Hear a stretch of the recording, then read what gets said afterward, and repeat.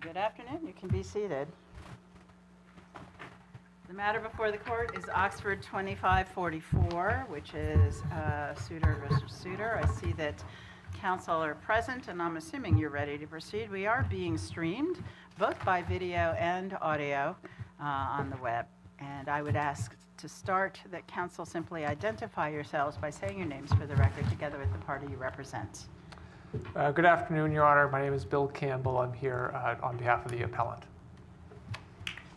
Good afternoon, Your Honor. My name is Cassandra Morin. I'm an attorney for Beverly Soutter, appellee. Thank you. And Attorney Campbell, if you are ready to proceed, we'd be happy to hear your argument today. Thank you, Your Honor. The reason that we're here today is because there is a gap in the law relating to personal property recovery actions. We are here because there is no rule or particularized guidance for litigants to follow when they're attempting to appeal a district court personal property recovery action decision to the Superior Court. The result of this gap in the law has been a violation of my client's right to a jury trial. We are requesting a remand to the Superior Court with an instruction that this matter be placed on the next available jury trial list for the following two reasons. First, Mr. Soutter has a constitutional right to a jury trial on the issues before the court. Those being possession and, as a practical matter, ownership of personal property, that being Mr. Soutter's dog, Griffin. The second issue is Mr. Soutter has followed the only existing guidance for initiating an appeal to the Superior Court. To dismiss his appeal based upon any law other than Section 7071 would be a violation of his due process rights and fundamental fairness. For both of these reasons, we are asking for a remand to the Superior Court. Turning to the first issue, Mr. Soutter possesses the right to a jury trial, and a review of the relevant legal framework is necessary to arrive at that conclusion. To start, Article 1, Section 20 recognizes a jury trial right in all civil controversies and controversies concerning property. This court analyzed that issue in Sear v. Cody when the court said that Article 1, Section 20 safeguards the right to a jury trial on all legal claims, but for equitable claims, jury trial right does not exist if one did not exist prior to 1820. Now, I'd like to emphasize that that is an exception to the general rule that there is a jury trial right when there's an issue of possession of property. I see that the green light is on. Whose burden is it to demonstrate to the court whether there was a right to jury trial in 1820 in this or an analogous case? Your Honor, it's the appellee's burden to make that showing. This court has said that on a number of occasions. So it's sufficient if you just say we have a right, and it's really up to the other side to show us affirmatively that there was no such right. That's right, Your Honor. And this court said that most recently, I believe, in the Merrithew case, where this court said that it's the non-moving party's burden to come forward with affirmative evidence to show that a jury trial right did not exist. What are we to do with the fact that the statute says that it is an equitable case? Well, Your Honor, I think we can again look to this Sear v. Cody analysis that was done. In Sear v. Cody, this court said that that to determine the elusive question of whether something is a legal or an equitable claim, you need to look to the basic nature of the issues presented, included in which is the remedy. So as I read this court's precedent in Section 7071, although subsection 10 does say that characterize this as an equitable remedy. Do you agree whether it's legal or equitable, there's no right to a jury if there's no dispute of material fact? Well, Your Honor, I do agree with that. What's the dispute of material fact here? Well, Your Honor, this is a fact-based issue, determining which of these two parties are entitled to possession. You know, so you think you have a right to possession, your client, right? That's right, Your Honor, yes. And what are the facts that, are there facts in dispute as to why you think that? There are facts in dispute. I guess the first of which, and this was an issue raised at the district court, is that these parties are actually married. They're still married, and there's a fact-based issue of whether this dog is marital property. That would certainly swing the analysis, but it was not an issue taken up at the district court. Another is, as I understand it, Mrs. Soutter indicated that veterinary documents and documents registering the dog indicated that she was the owner, not just entitled to possession, but actually the legal owner of the dog. Mr. Soutter has a very different version of those facts. Ultimately, Can I ask you, suppose we agree with you that there is a jury trial right if there's a disputed fact. You suggested at the outset that we should remand instructions to the court to put this on for jury trial. Why wouldn't we want the Superior Court, though, to determine in the first instance whether there is a disputed material fact? Why wouldn't that be the more appropriate direction on remand? well, Your Honor, I think that would be an equally good result. I say that with the caveat that as of now, there is no law in Maine that requires an appellant from the district court to the Superior Court in one of these personal property recovery actions to come forward with an affidavit. But there is an FED or small claim actions which you're sort of trying to parallel yourself with. And was there an affidavit filed in this case? Your Honor, the filing that was made in this case was the court form that entitles itself as an affidavit. You identified a disputed fact on that court form? I think we did. We identified in general terms, not precisely, but what I indicated earlier to Justice Stanfill, that there's an issue of whether this is marital property, and ultimately we have just a competing set of facts about who is entitled to possession of property, and as Mrs. Soutter sees it, ownership of the dog, which is... Are you saying it's sufficient on the affidavit I'm looking at, it, the notice of appeal and affidavit? It was an error to deny the motion to dismiss because MRCP doesn't apply. 2, it was an error in ruling that the property was personal, not marital property. 3, in not applying 19A MRSA 953. And 4, in ruling that plaintiff was the owner under the placement contract terms. At least that last one you're thinking is sufficient to raise an issue of fact? I do, Your Honor. I think there is a sufficient issue of fact raised here, but I think more importantly, there is no affidavit requirement for a personal property recovery action. There is one in small claims appeals. There is a requirement for residential FED appeals or landlord-tenant disputes. You cannot expect a litigant to look to other civil rules that affirmatively do not apply to the type of case that they're a party to. Look to those rules by analogy. Is it as simple as we... Just going back to Justice Lopez's question, though, shouldn't there be some preliminary showing on your part that there are material facts in dispute? Well, Your Honor, I think there should be, and that's why, and that was the decision in Merrithew. I think that case provides a really helpful framework to the issue before the court now. In that case, similarly, there was no affidavit requirement for at that point, a landlord-tenant eviction. So the court at that point said we can look to the small claims rule, which is 80L, by analogy. That resulted in the legislature amending the statute, instructing this court to come out with an amended Rule 80D. And we could come up with a Rule 80S if we wanted to that would govern these cases in any event.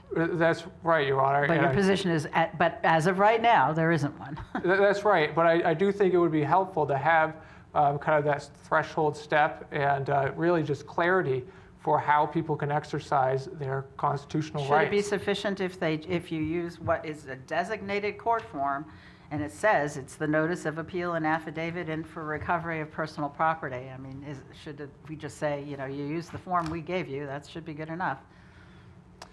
Well, Your Honor, I think it's. That was a softball question. I don't think it's good enough because. Okay, well, there you go.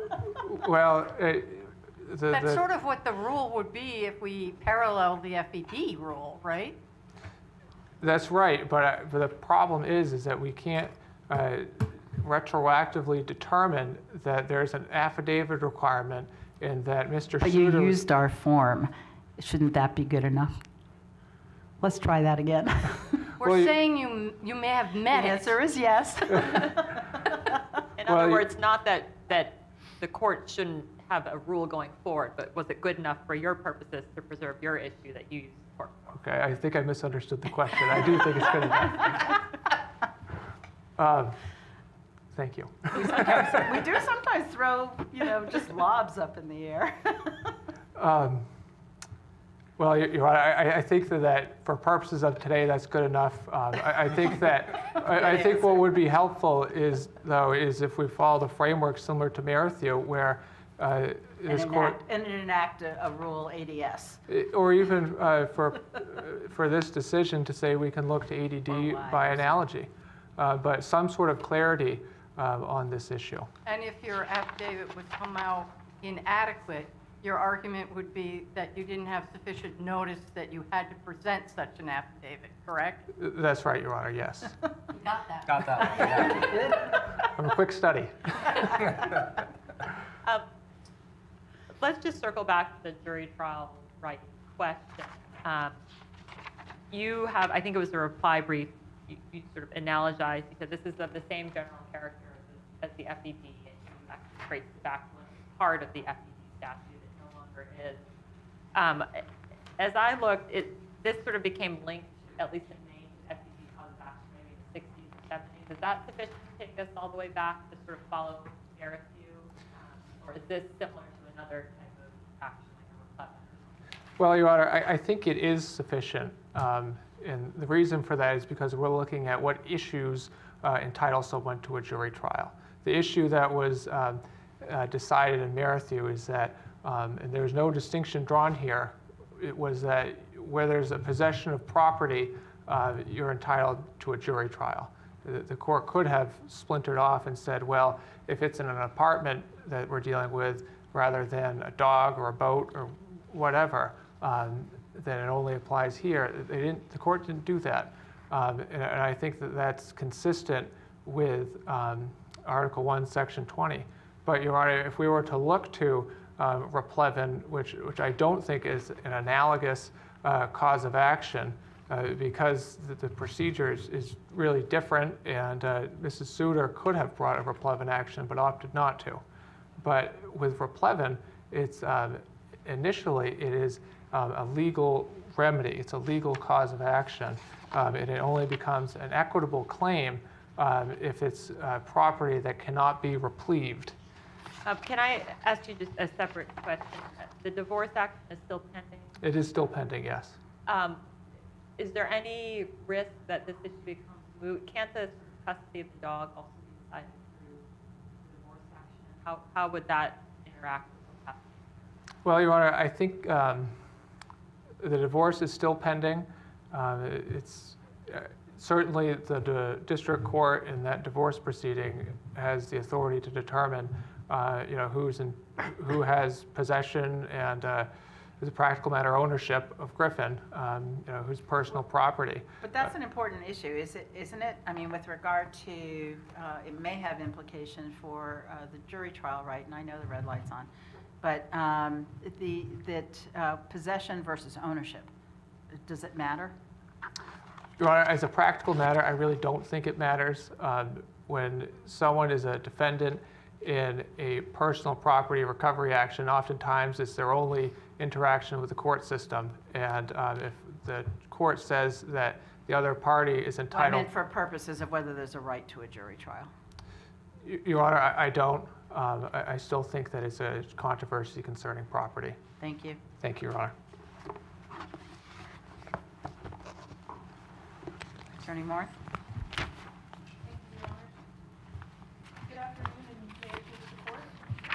In this case... Hang on one second. Okay, Okay. thank you.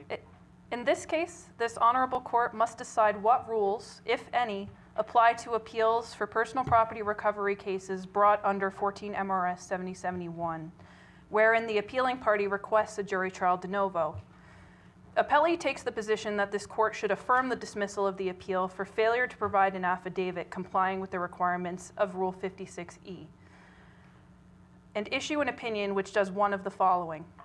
Either clarifies that the rules are to be created and followed for appeals of this nature, as was done in North School Congregate Housing v. Merrithew, which includes the requirement of the submission of an affidavit to show the Superior Court the material facts to be heard on appeal, or confirm the use of rules already in existence as appropriate for personal property recovery appeals, such as Small Claims Procedure Rule 11 and Rule 80L, or Rule 80D applicable in FED appeals. Whether this court decides to create new rules or apply existing rules, the Superior Court did not err in denying appellant's appeal because the court must require submission of an affidavit showing genuine issues of material fact for a jury trial demand de novo. The affidavit requirement is necessary because it is the vehicle in which the legal issue triable by right by a jury is identified, and it is appropriate because it is used in other rules of procedure to identify said issues. While there are some black letter rules on what qualifies as an issue triable by right by a jury, also referred to as a legal claim, versus an equitable claim, based on case law research, the determination seems to be made on a case-by-case basis, as determined by the Superior Court receiving the appeal. All rules of procedure affirm this interpretation by stating that the Superior Court must find that there is a legal claim to be heard on appeal before scheduling the case for the jury trial list. This interpretation is consistent with the reading of the purpose of the affidavit requirement in 56E in general. This court has stated that the purpose of the summary judgment process, which dictates the requirements of the supporting affidavit requirement in this case, is to expose a sham claim or untenable defense by requiring a party to commit himself under oath by an affidavit in support of the allegations in his pleadings. The purpose of the affidavit requirement in this context, then, is to expose the legal claim to be heard by the jury on appeal by requiring the appealing party to commit to the claim via the supporting affidavit. The imposition of the requirements of Rule 56E ensures that the legal claims are brought based on personal knowledge by an individual competent to testify with supporting facts and evidence that are admissible in court. I will take questions now, if you have any. You've articulated some good reasons why perhaps there should be an affidavit requirement, but is there currently an affidavit requirement for these kinds of actions? I would argue that Rule 80D is probably the more applicable rule because of But does it, Merrithew. I understand it might be analogous, but does it actually apply? Yes, I would say Why? it applies because the statute that the personal property recovery case was pulled from was from the FED statute. Originally, but certainly no longer. And in fact, it's not even really called an FED any longer. It's just simply recovery of personal property. That's true, Your Honor, but it still handles the same sort of property ownership concerns as FED cases So what do. is there in Rule 80D that says that it's applicable to recovery of personal property? There is nothing in Rule 80D that currently states What it's is there in applicable. Rule 80L that says it's applicable to recovery of personal property? There is nothing in Rule 80L that So isn't that a due process problem? In other words, we could impose an affidavit requirement in this case on remand, but isn't there a problem if there's nothing in the rules or statute says you have to do that? To say, oh, and you didn't, so therefore we're dismissing it. I mean, isn't that kind of the essence of a due process problem? I would say that that appellant had an opportunity to present the material facts to be heard on appeal via the affidavit requirement, which is indicated as needed on the court form, but Which may be our bad. which may be your bad. But to the extent that this process of identifying an issue triable by right by jury is identified in other cases, such as similar small claims cases and FED appeals, both 80D and 80L require an affidavit in support of an appeal. But isn't the problem here, going back to Chief Justice Stanfield's questions, that the statute that recovery of personal property used to be a part of did specifically reference Rule 80D, and then the legislature moved the statute, and that reference to the rule disappeared, and we didn't amend our rules either, and so there is this sort of gap. So I understand your argument that there are cases saying you have, but it's a new statute, it doesn't say anything about following those rules. Is that fair sort of characterization of what happened? I think so. Yeah, I would say that's a fair characterization of the facts here. The statute is notably ambiguous as to how to identify the issue triable by right by jury. So there's... Are you, Go ahead. sorry to interrupt, No, are you please. conceding that if there is a disputed issue of fact, then there is a jury trial right and a recovery of personal property action? Do you agree with that? I would say yes, but I think that the affidavit requirement is important because it requires an appellant or an appealing party to present those issues of fact under penalty of perjury and using evidence admissible in court to show that there is an an issue on appeal. So the appellant, of course, didn't file an affidavit, but on the court form, in the reasons to request a jury trial, it says that plaintiff was the owner under the placement contract terms. Do you think, is that sufficient? They've argued that that is putting the court on notice. We think this is a genuine factual issue. Do you disagree that that was sufficient? I disagree that that's sufficient because it doesn't cite back to the record in any way. There's no... Well, you don't have the record when you're Well- filing the notice of appeal usually. That's a good point. But there is an opportunity in the affidavit for someone to say, an appealing party to say, well, this is what I have seen, this is what I know to be the case. So I think the importance of the affidavit, I don't think it's sufficient, to answer your question more directly, I don't think it's sufficient because it doesn't meet the rules of 56E. Whether or not it meets the rules, if we were to accept the appellant's proposition on its face that what was filed was sufficient to merit a jury trial, wouldn't that be a more expansive view of a right to a jury trial? In other words, much more expansive than what's available under 80D for FD Act or 80L for small claims. Absolutely. It would open the floodgates for a slew of appeals for personal property recovery cases because they wouldn't need to prove by personal knowledge that there is something left, there's a material fact left Well, to argue. floodgates isn't a really good argument here, given that we've now all on notice that there's no specific rule governing this kind of action, right? We can kind of close those floodgates. In the future, there's going to be a massive flood of personal property recovery You know, we just had a cases. flood in our elevator shaft today. I actually do know that because I was here. Yeah, flood is not a good thing to say at this point. I assume you Fair think enough. that there are no material, if we looked at 56A-E, you're not conceding that there are disputes of material fact? No, there are no disputes. I'm sorry, can you repeat your question? Yeah, you were I don't wanna answering answer. the way I asked Oh, it. okay. That was a softball, too. Well, I just want to clarify. You believe that his claim about ownership, because on some documents and it's marital property, you disagree with those propositions, That's correct. Yes. And the marital, non-marital issue is going to be decided in the divorce proceeding, correct? I mean, that kind of goes back to the question I was asking about the distinction between possession and ownership, and which was decided in this case. I think that's an important point, Your Honor, because the statute, and this is me just talking to you as someone who's looked at the statute 100 times, the statute specifically says if there is a dispute as to possession, right, or title to a piece of personal property. So when I read the statute, it seems to indicate that this statute is meant to decide ownership, and the relief available is equitable in nature, which would lead me to conclude that this is an equitable claim. But if it's to determine ownership of property, wouldn't that be a classic legal claim requiring a jury trial?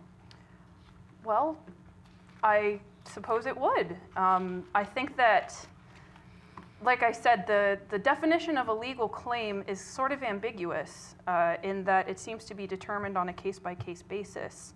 The only firm definition of a legal claim that I could find was when someone seeks full compensation for the property that's lost. Well, this is property, and the Constitution talks about right to jury trials with respect to property.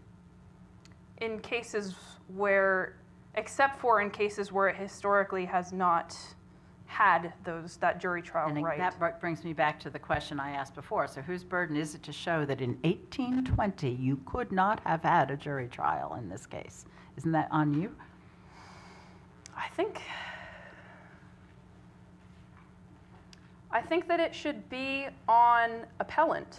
I think appellant should have to prove that they were entitled to a jury trial. Except we have said, we find that there is a right to a jury trial unless it is affirmatively shown that a jury trial was unavailable in such a case in 1820. In other words, our state constitution is the reverse of the federal constitution, which is the other way around.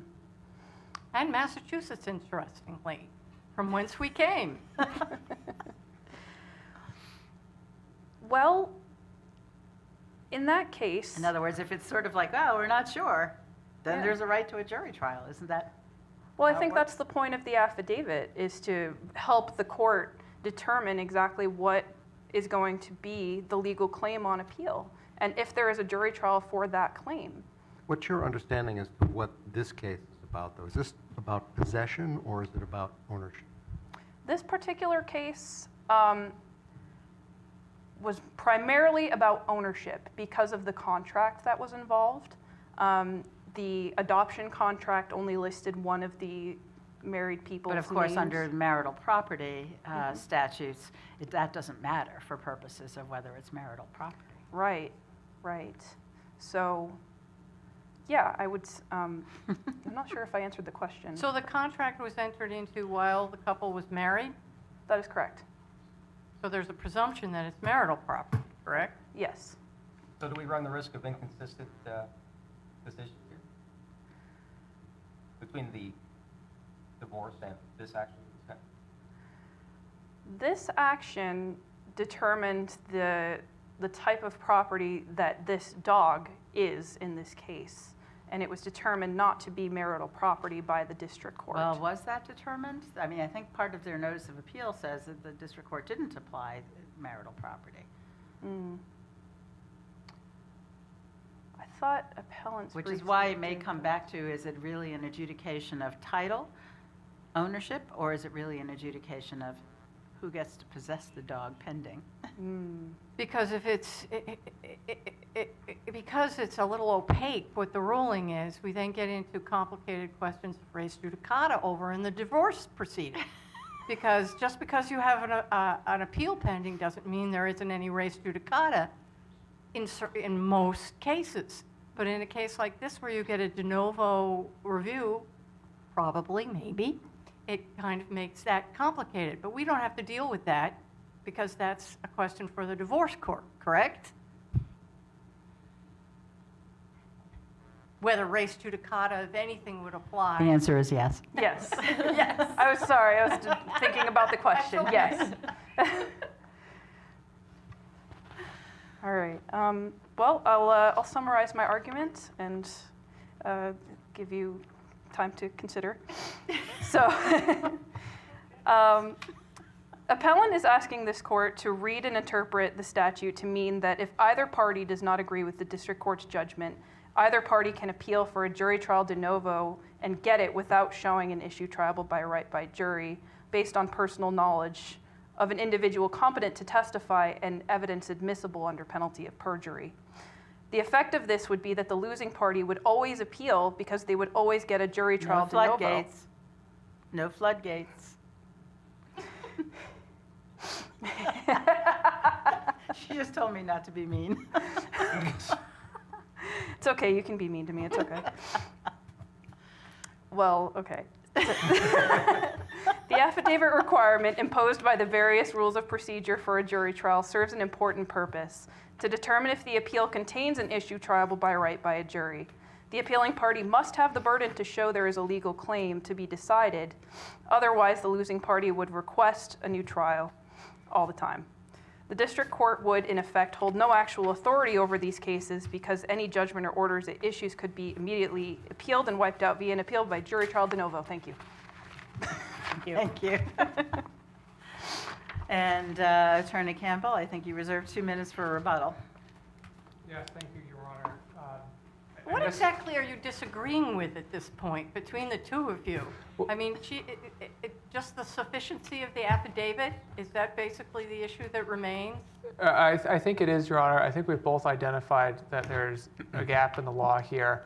I think where there's a departure is whether or not we can retroactively look back and require that a genuine issue of material fact be generated. Well, can't we do that and say, okay, there is no process, so yes, you didn't have fair notice, but now we'll remand it, but now do an affidavit, and the judge below gets to decide whether you get a jury trial? We certainly can do that, yes, Your Honor. And that would be a fine outcome for Mr. Soutter, and I think it would also give some clarity to this issue for future litigants. I think the affidavit requirement is actually, as a practical matter, helpful for appeals up to the Superior Court because it kind of creates almost a summary judgment standard to address issues where there's real disputes like that, what we've heard today. When asked about whether this is a dispute about ownership and whether this is marital property, my colleague disagreed that it's marital property and disagreed about ownership. That's a pretty clear indication that we have a genuine issue of material fact here. If it is marital property, though, it should be decided in the divorce context, and there's no jury trial there. Well, Your Honor, it was Mrs. Soutter brought this claim. We're simply defending the claim and invoking our right to a jury trial. If there becomes an issue down the road where there's a decision in one court that can be determinative in the other court, then I think it can be taken up at that point. But as of now, there's a claim where Mrs. Soutter is claiming that she owns this dog and is entitled to possession of the dog for that reason. Mr. Soutter disagrees, and that's an issue that Mr. Soutter has a right to a jury trial on. Your Honors, if there's no other questions, we will defer to our briefs, and I appreciate your time today. Thank you. Thank you, counsel. As is our normal practice, we will take this matter under advisement and issue a written decision in due course. I was informed that my predecessor called in the sanctity of our conference room lawyers who were arguing in front of us for the first time, puppy lawyers. So, but it is our tradition to ask those who argue in front of us for the first time to come back and take the greetings of the court. So I invite counsel to do so. All right.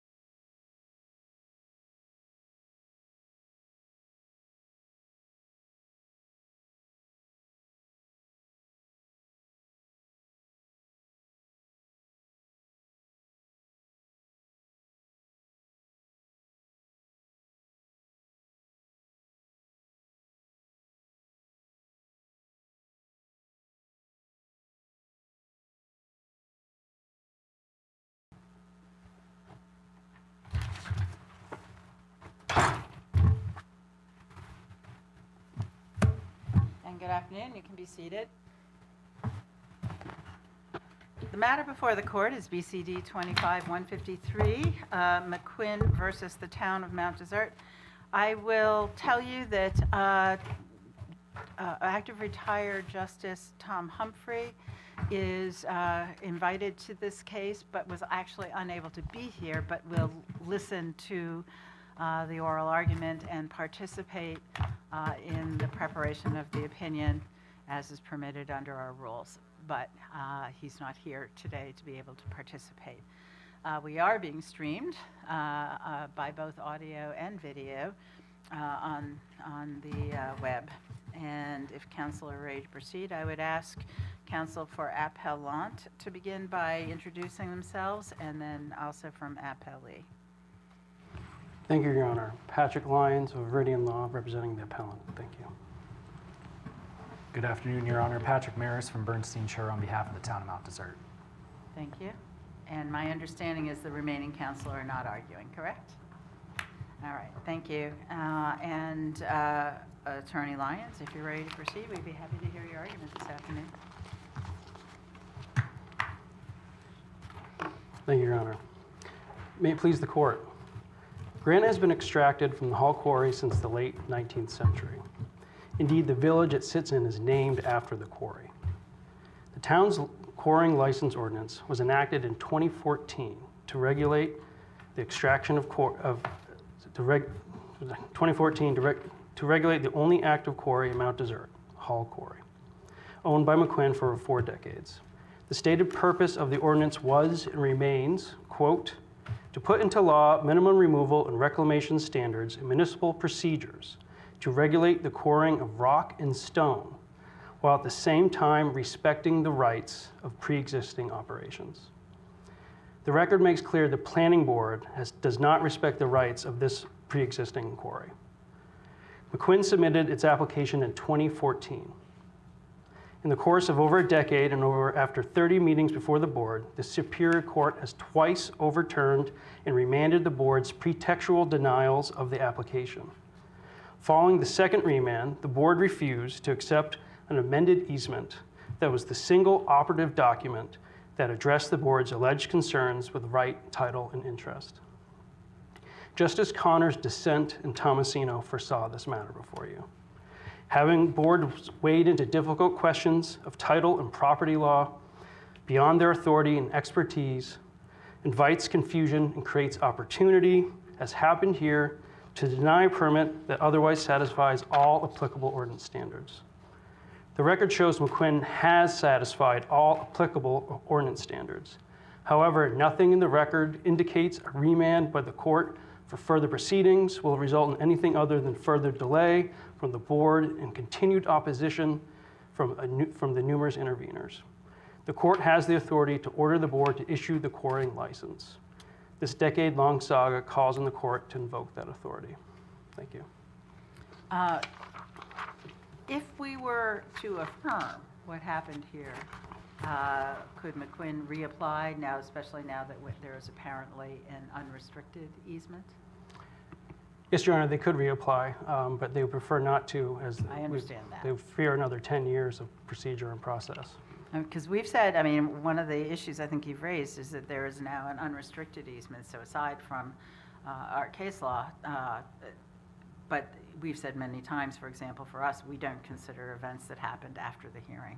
I mean, wouldn't that apply here too, that they are given the remand order that the planning board was okay with not considering what happened since the hearing? I do not believe so, Your Honor. The 2024 easement was submitted after the remand, but also after the planning board's determination of a 2021 easement that in their minds did not satisfy right, title, and interest. Right, but they didn't, the planning board didn't open up to a new hearing and essentially take new evidence. So essentially, what I understood you to be arguing is they really had to under those circumstances. Your Honor, for them or should have. For them not to was an abuse of discretion. The single Why? The record was closed, was it not, back in December of 2021, before the planning board? There was a deadline that was provided to MacQuinn to make submissions by that date. No? There certainly was, Your Honor. The record was closed by the planning board. What I'd like, the matter here, though, Your Honor, is the fact that we had to submit any easements whatsoever is the issue here. This is a pre-existing quarry that was in operation, as was determined by the Superior Court in 2018. In that decision, the Superior Court determined that the quarrying license ordinance was the only applicable ordinance that applied to this project.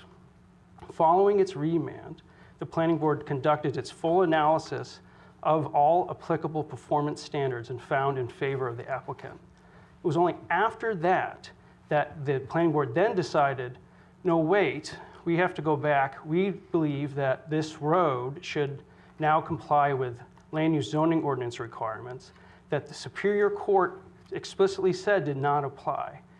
MacQuinn submitted this first easement under protest because the board was saying, now you need to apply, you need to provide this easement to satisfy our current standards. Can I then clarify? So are you arguing then that there was no requirement that you show at all that you have access to the quarry?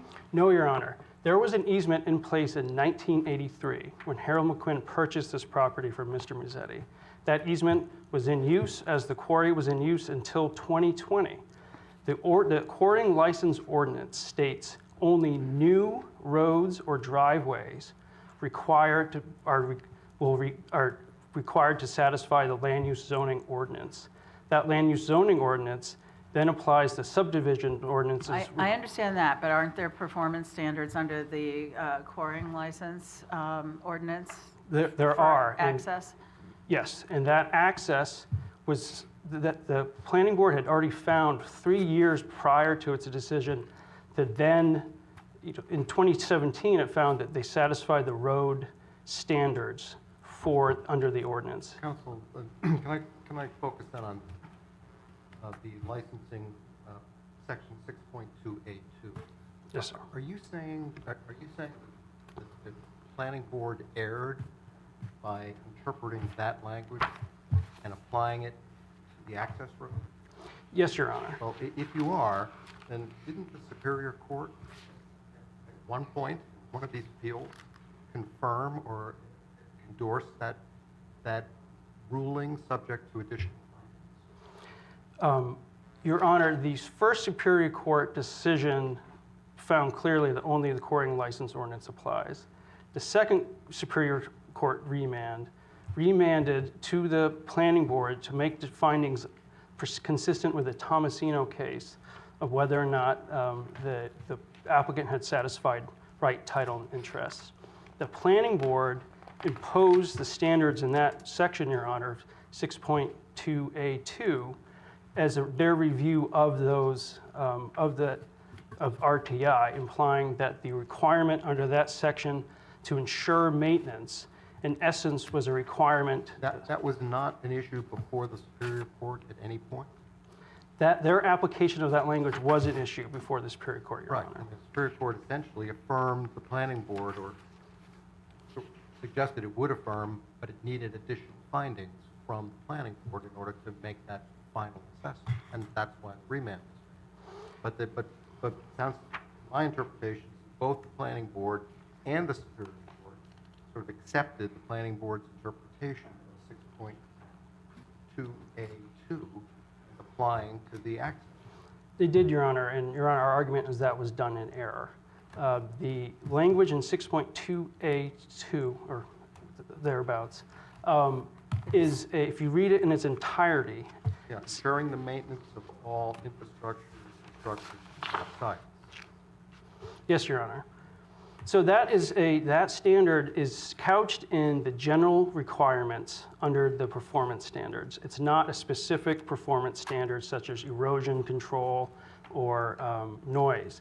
It's in a section that also requires that the applicant comply with all federal and state permits. It's in a section that requires the applicant to provide a license on site at all times. So you're saying there's not an independent requirement that the Planning Board, nor is the Planning Board authorized to deny it on the grounds that the applicant cannot ensure the maintenance of all infrastructures, structures, and their sites. Yes, Your Honor. There are no actual quantifiable measures in that provision to say what does ensure mean. That provision regards the liability of both the owner and operator, and saying it is your liability to maintain, to ensure access to this property. And if in operation, if they fail to do so, it's making clear that it's their liability, not the town, to maintain compliance and upkeep with all these structures. It is not, moreover, read the word ensure as that the town and the interveners would in essence make it impossible for any easement holder that needs their easement to access a site to satisfy that standard.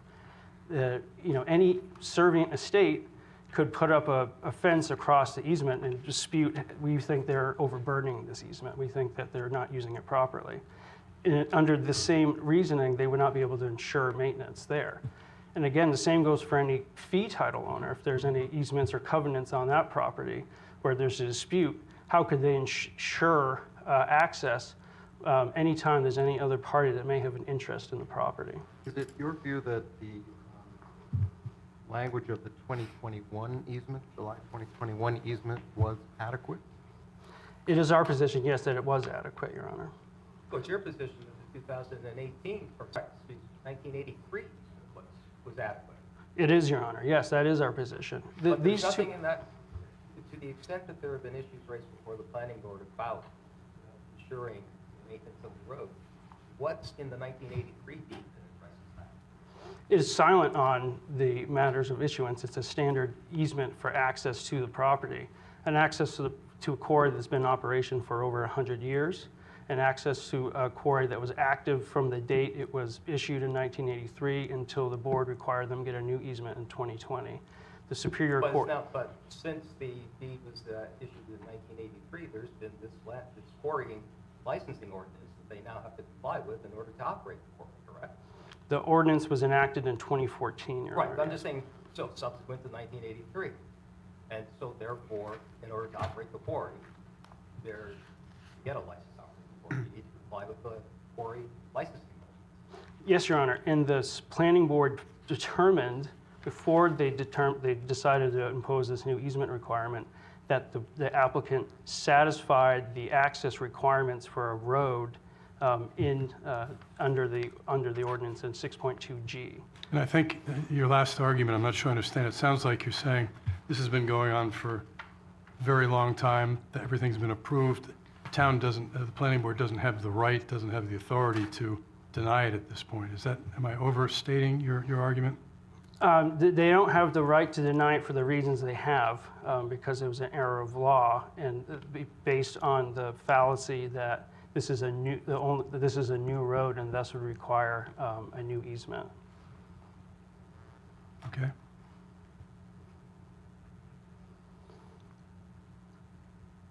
If there are no other questions, I'll reserve my remaining time. Oh, which is 0. Thank you. Which is, I don't know, it just blinked. It was like Christmas lights when I looked up. I don't know. It's very festive.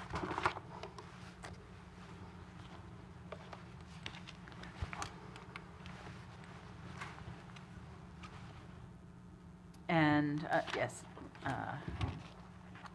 Attorney Maris. I had a whole list of attorneys over here, and I was trying to remember who was arguing. Sorry. That's fair, Your Honor. It's often mispronounced, but no offense taken.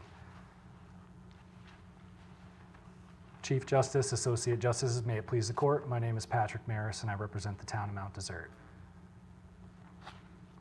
I'm happy to entertain the court's questions, but I would also like to address Justice Douglas's question to MacQuinn's counsel regarding whether or not the Superior Court considered whether the Planning Board appropriately considered this easement.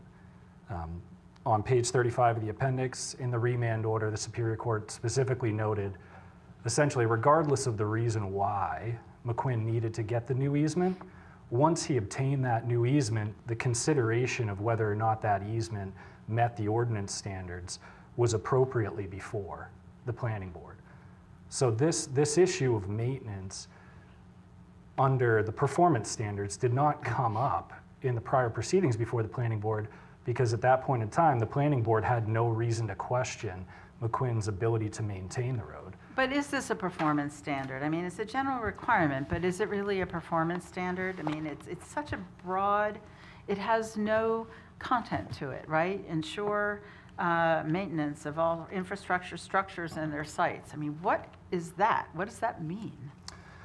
So, Your Honor, I think when looking at the ordinance as a whole, I think looking at the enforcement section in section 8.8 of the QLO sheds some light on Your Honor's question, which under section 8.8, the code enforcement officer of the town of Mount Desert shall enforce this ordinance.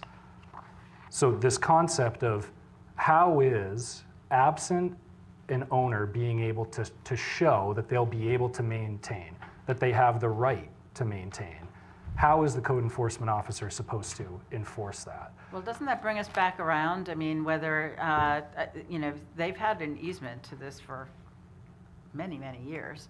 And this quarry was operating for many, many years. I mean, isn't that the best evidence of whether they're able to continue to keep that road in operation? Not when you look at the record in this case, Your Honors, because again, the planning board, and the reason why the factual findings in this court's case law give deference to planning boards is because they're on the ground. They're intimately familiar. We give deference, but is this really a factual issue, or is it a question of legal interpretation of the easement? And if it's the latter, we give far less deference, don't we, to a planning board if it's a question of interpreting the legal meaning of that easement? Yes, Your Honor. The town does not dispute that this court will look at an ordinance de novo, and then we'll also look at the language of an easement de novo. But I think when this court has looked at those questions of deference and whether and to what extent it will defer, it looks at if those factual findings greatly inform the legal question that the court's faced with. And in this case, we're talking about a planning board that is trying to determine whether or not an applicant has met all applicable ordinance standards. And so when faced with the evidence in the evidentiary record before it, the planning board made a factual determination regarding MacQuinn's ability to meet this particular standard. And that finding in this context, I believe, gives this court. But suppose a court looking at that easement were to conclude that MacQuinn has sufficient authority to make whatever improvements necessary to meet the town's requirements as a matter of law. Isn't that the end of the story? And the findings that were made here, ultimately, were heavy trucks used the road's going to need to be repaired. There are stronger storms now than there used to be. That means the road's going to need to be repaired in the future. And, by the way, the 2021 easement is insufficient. That's basically the extent of the factual findings. And I think those factual findings, Your Honor, illuminate why the town saw this as a concern. And I think it's important to consider the language in the easement.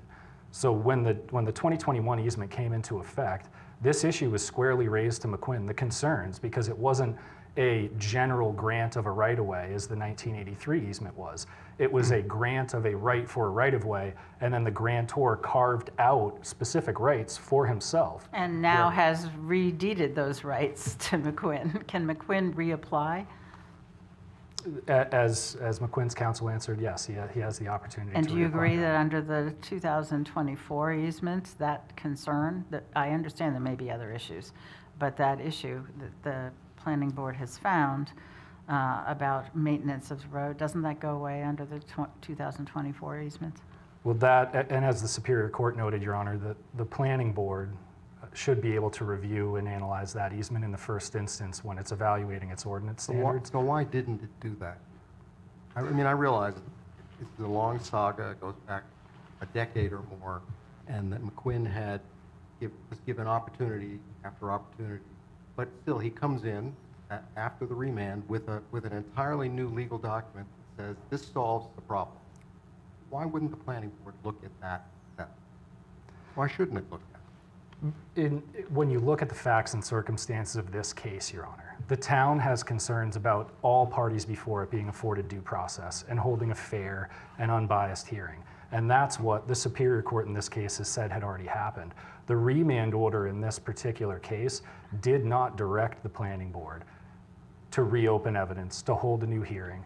And I So think the fairness in this case dictates from the planning board's perspective that you not consider the facts as they actually are now, and that you make everybody go through, what, another 10 years of litigation on this?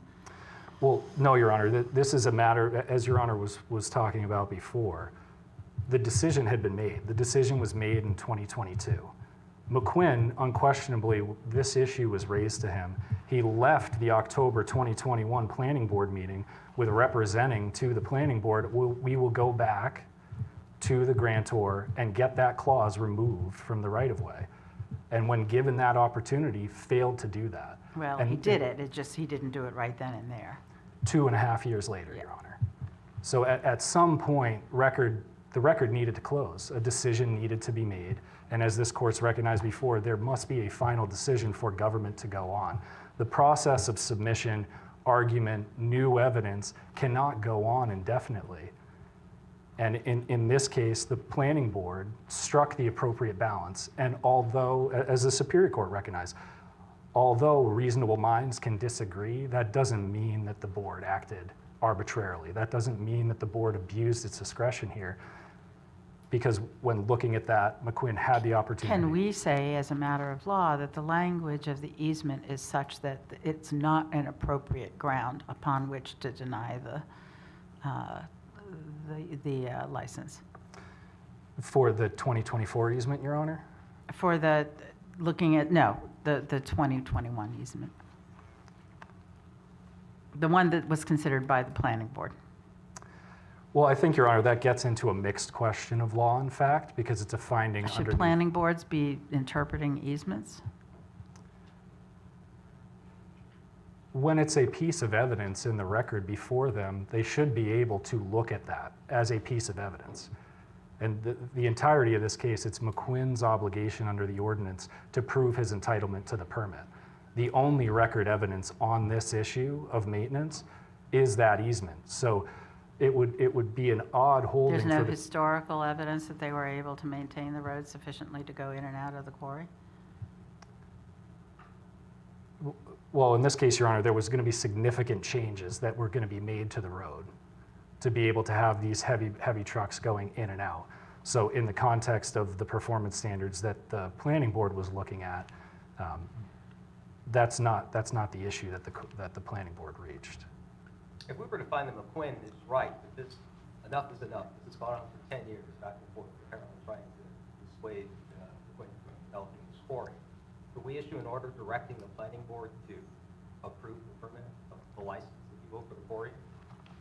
Well, that would be an extraordinary remedy that I I don't think there were some other issues that may not have been resolved, if I remember correctly. Well, that's what I'm trying to confirm. Yeah. That's correct, Your Honor.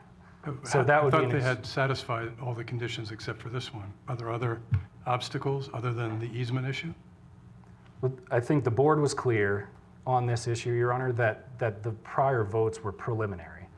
So that's not to say the decision before the court was Sorry, all of the prior votes were preliminary? the prior votes under the other provisions of the ordinance were preliminary. The board discussed this issue and said, maybe we will, maybe we will not go back and revisit those prior votes, but the substance of the decision before this court.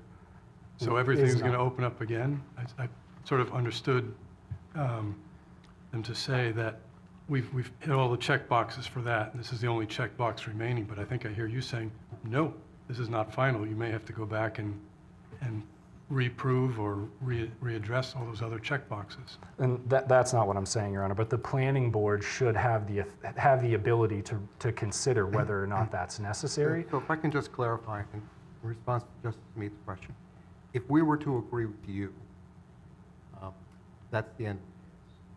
If we were to agree with the appellant and didn't direct the planning board to make a final decision or resolve, it would still have to go back to the planning board? to resolve some of these other issues? Yes, Your Honor.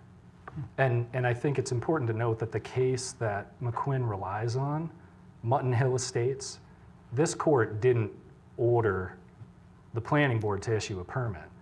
This court ordered the Superior Court to reconsider those issues. And I think it's important for the court to look back at the facts in Mutton Hill, and this case is substantially different from that. In Mutton Hill Estates, Your Honor, Apart from whether we would do that, or could do that, or should do that, if we don't go that far, and we simply resolve the issue that's in front of us here today, there are still other issues that remain to be finally resolved by the planning board in order to issue the license. yes, And those are the ones with the so-called preliminary votes? yes. Okay, because that's why I asked the question about the appellant's last argument, which is, as I understand it, it's been 10 years, we've satisfied everything, we've got one issue hanging out here, and that would have been resolved by the 2024 easement. But your position is no, that's not the scenario at all, that these preliminary findings have not reached a final status, and should it be kicked back, that any one of those can still be a deal killer. That's correct, Your Honor. Okay. They're not a final, it's not a final vote on that issue. From your perspective, you didn't need to resolve the other issues because you were denying the quarrying license on this ground, so you don't need to say that, and by the way, we would or wouldn't on other grounds. That's correct, Your Honor. But aren't there quotes, or at least paraphrases, in the minutes, meeting minutes from the planning board, that the planning board's attorney was suggesting that that not all of the prior votes by the planning board were preliminary? I thought there was something to the effect that the planning board attorney at one point suggested that, no, we can't go back on that because we've made final decisions. Am I mistaken? There were discussions on that, Your Honor. I don't recall off the top of my head that specific provision in the appendix, but there were discussions about whether and to what extent to revisit those preliminary determinations. The decision before the court is one that only related to MacQuinn's ability to meet his burden to prove under 6.2A2. So the planning board did not reach the final merits of that. What are we to do with MacQuinn's argument that essentially it is perfectly clear on this record that they don't want to issue the license and they're going to keep trying to find another basis to deny it no matter what we do or whatever happens? That's not a completely frivolous argument to be made on this record. Your Honor, the town acknowledges the length of time that it took, but the concept... It looks more like not just that it was slow moving, but like we're going to keep working until we find a ground to deny it that works. There's just no evidence of that in the record. And MacQuinn's, although he argues and says the word pretext, he cites to no specific evidence in the record. I don't mean to be flip, but if you've gone 10 years, and all you have are a series of preliminary votes, that might be this is a delaying factor. I think the Superior Court summed this up well in the remand order, Your Honor. The Superior Court that was close to this case, that reviewed the record of this case, acknowledged... Well, we don't give any deference to the Superior Court in these instances, do we? No, you don't, Your Honor, but I do believe that the Superior Court, having reviewed this record, determined that the planning board had performed a fair, unbiased... And you're suggesting we haven't reviewed the record? No, Your Honor, I'm of course, I'm sure you have reviewed the record. It's just the Superior Court having reviewed this record previously and recognizing that it had already been up to the business court before. Isn't there a part of this record that is a checklist that was kept by the planning board as to the outcome of those various votes that doesn't suggest that they were preliminary votes? There's other evidences in the record But indicating... is there a checklist first? There is a checklist, yes, Does Your it Honor. suggest that those were all final votes? No, it does not. Does not indicate that those votes were final, Your Honor. I think the court should look at the basis for the decision here, which relates entirely to this issue of 6.2A2. There's no final findings, there's no final determination on those other checklist items. Thank you, counsel. Attorney Lyons, I believe you reserved 3 minutes for rebuttal.